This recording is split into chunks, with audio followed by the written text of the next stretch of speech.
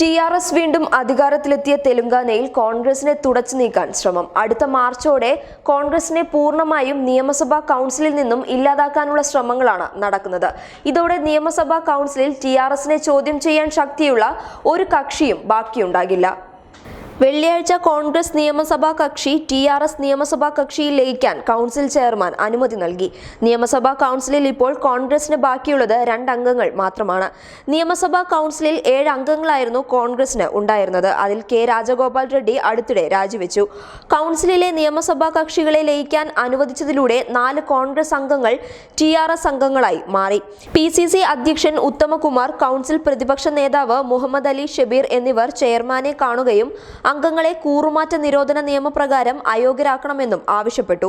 തെലങ്കാന നിയമസഭയ്ക്ക് 2 സഭകളാണുള്ളത്, നിയമസഭയും നിയമസഭാ കൗൺസിലും. കഴിഞ്ഞ തിരഞ്ഞെടുപ്പിൽ 19 സീറ്റുകളാണ് കോൺഗ്രസിന് ലഭിച്ചത്. ഇതിൽ 3 പേർ TRSൽ ചേർന്നു എന്ന വാർത്ത വന്നിരുന്നു. പാർട്ടിയുടെ ലയനം സംബന്ധിച്ച് സംസ്ഥാന ഘടകത്തിന് തീരുമാനമെടുക്കാൻ സാധിക്കില്ല. കോൺഗ്രസിന്റെ കേന്ദ്ര നേതൃത്വമാണ് തീരുമാനം എടുക്കേണ്ടത്. കൗൺസിൽ അംഗങ്ങളുടെ തീരുമാനത്തിന് സ്പീക്കറോ ചെയർമാനോ അനുമതി നൽകാൻ നിയമം അനുവദിക്കില്ലെന്നും PCC അധ്യക്ഷൻ കൂട്ടിച്ചേർത്തു.